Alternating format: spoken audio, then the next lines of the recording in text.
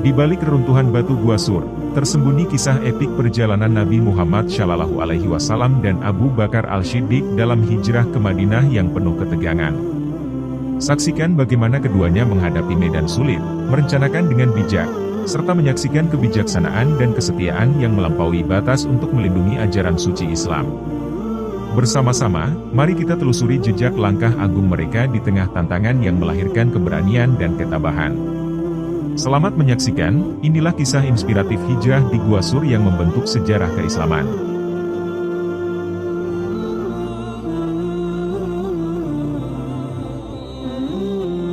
Peranan keluarga Abu Bakar Al-Shiddiq sangat besar sekali dalam peristiwa hijrah Nabi Shallallahu Alaihi Wasallam.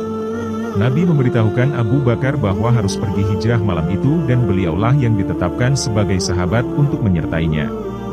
Dengan ketetapan itu, Abu Bakar merasakan kebahagiaan yang luar biasa, bahagia bercampur haru, sehingga air matanya menetes, deras sekali. Tidak ada yang mengetahui persembunyian Nabi di Gua Sur, kecuali keluarga Abu Bakar yaitu Abdullah putra beliau, kedua putrinya Asma, dan Aisyah serta pembantu setianya Amir bin Fuhairah.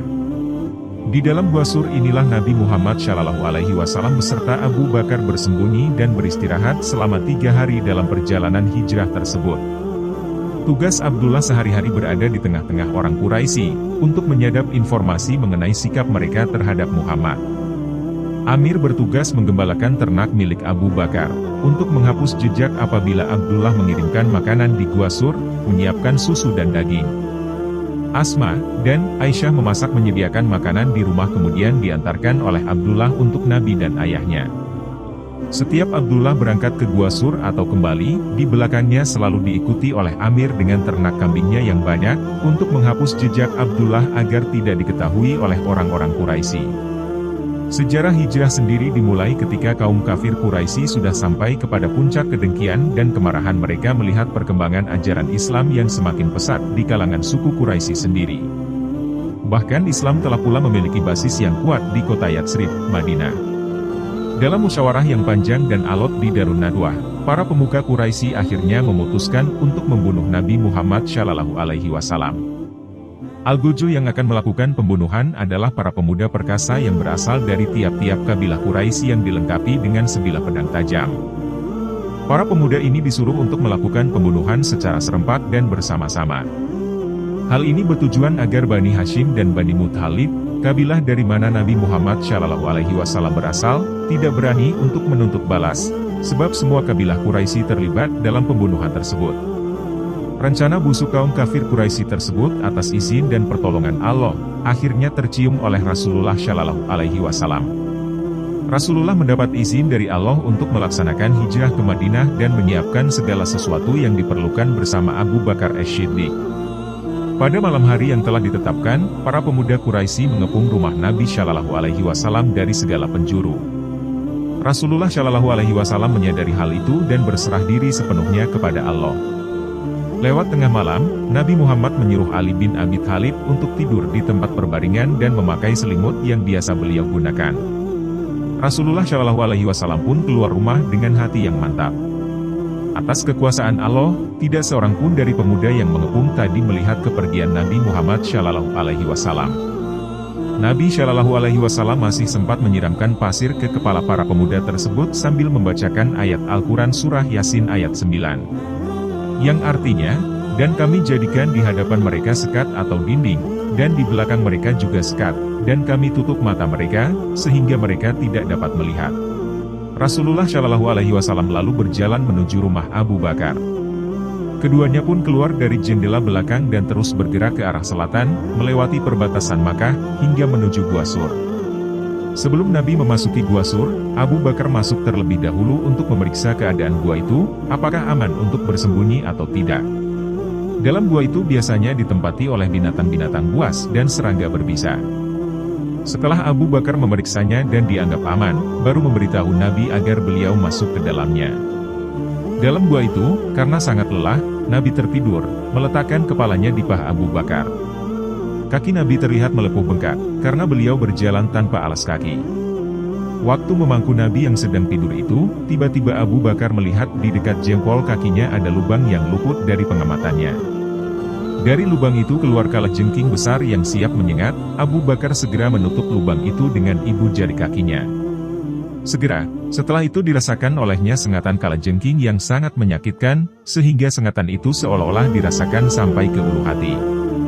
Menahan sakit yang luar biasa itu, mengakibatkan badan Abu Bakar menggigil dan seluruh tubuhnya gemetar, sehingga Nabi terjaga dari tidurnya.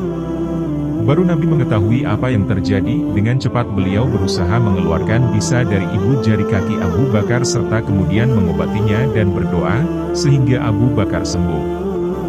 Orang-orang musyrik Quraisy merasa kecewa dan menyesal luar biasa, setelah Nabi lolos dari kepungan mereka. Mereka tidak lagi berpikir terhadap Ali yang sedang tidur menggantikan Nabi. Pikiran mereka hanya tertumpu pada Muhammad telah lolos dan harus dikejar sampai ketemu. Dengan demikian Ali pun selamat dan besok harinya beliau melaksanakan apa yang dipesankan oleh Nabi Shallallahu Alaihi Wasallam. Orang-orang musyrik Quraisy terus mencari Nabi, dengan menggunakan ahli-ahli jejak padang pasir, sampai kemudian mendekati Gua Sur, tempat persembunyian Nabi dan Abu Bakar. Mulanya mereka sudah mengira Nabi bersembunyi di gua itu, tetapi setelah mereka melihat di mulut gua itu terdapat sarang laba-laba, di sampingnya ada 2 ekor burung dara sedang mengerami telurnya dan ada dahan-dahan pohon yang menutup lubang gua itu, mereka yakin gua itu tidak mungkin ada penghuninya. Mereka terlampau percaya terhadap perhitungan rasionya sehingga berkeyakinan demikian. Sebenarnya pada saat orang-orang Quraisy itu naik ke Bukit Sur dan mengamati gua itu, saat itu merupakan detik-detik yang menegangkan. Abu Bakar melihat kaki-kaki mereka, sehingga beliau berbisik kepada Nabi. "Wahai Rasulullah, sekiranya mereka melihat ke bawah telapak kakinya, pasti akan melihat kita." Nabi menjawab, "Wahai Abu Bakar, apa yang kamu kira bahwa kita ini hanya berdua? Ketahuilah, yang ketiganya adalah Allah yang melindungi kita." Itulah kenangan di Gua Sur, yang mencekam dan menegangkan. Hari-hari berikutnya, dirasakan agak lega, tidak begitu mengkhawatirkan. Peristiwa itu diabadikan dalam Al-Quran, sebagai berikut. "Jika kamu tidak menolongnya, Nabi Muhammad, sungguh Allah telah menolongnya, yaitu ketika orang-orang kafir mengusirnya dari Makkah, sedangkan dia salah satu dari 2 orang. Ketika keduanya berada dalam gua, dia berkata kepada sahabatnya, 'Janganlah engkau bersedih, sesungguhnya Allah bersama kita.' Maka Allah menurunkan ketenangan kepadanya, Nabi Muhammad, memperkuatnya dengan bala tentara malaikat yang tidak kamu lihat, dan menjadikan seruan orang-orang kafir itu seruan yang paling rendah. Sebaliknya, firman Allah itulah yang paling tinggi. Allah Maha Perkasa lagi Maha Bijaksana." Quran Surat At-Taubah ayat 40. Setelah 3 hari berada di Gua Sur, Nabi Shallallahu Alaihi Wasallam dan Abu Bakar pergi berhijrah ke Madinah dengan mengendarai 2 ekor unta yang telah disiapkan Abu Bakar. Segala persiapan dan bekal untuk perjalanan telah disiapkan oleh Asma dan Aisyah, kakak beradik putri Abu Bakar yang sangat setia membela Nabi. Abu Bakar tidak hanya menyediakan 2 ekor unta, tetapi juga menyiapkan uang sebanyak 5-6 ribu dirham, yang merupakan sisa kekayaannya. Perjalanan Nabi dan Abu Bakar melewati jalan sulit yang tidak bisa dilalui oleh orang biasa. Ini dilakukan untuk menghindari pengawasan kaum musyrikin Quraisy. Para sahabat Nabi yang lain juga berhijrah secara rahasia, kecuali Umar bin Al-Khattab, yang dikenal sebagai singa padang pasir. Umar, setelah mengetahui rencana hijrah sahabat-sahabat Nabi, dengan tegas mengumumkan niatnya dan berangkat dari Masjid Al-Haram setelah melakukan sholat 2 rakaat. Tak ada seorang pun yang berani mengganggu perjalanan Umar. Ali bin Abi Thalib menyelesaikan amanatnya dan memutuskan untuk berhijrah dengan berjalan kaki. Di siang hari yang panas, dia bersembunyi di balik gunung-gunung batu. Pada malam harinya, Ali melanjutkan perjalanan hingga akhirnya bertemu dengan Nabi di Quba, sebuah kota kecil dekat Madinah. Setelah tiba di Madinah, Nabi dan para sahabatnya kemudian membangun masjid yang pertama kali, dinamai Masjid Quba. Di kota Yatsrib yang kemudian menjadi Madinah Ar-Rasul atau kota Nabi, umat Islam dan seluruh penduduk kota telah bersiap-siap menerima kedatangan seorang muhajir besar, Nabi akhir zaman dan Rasul yang menjadi rahmat bagi alam semesta.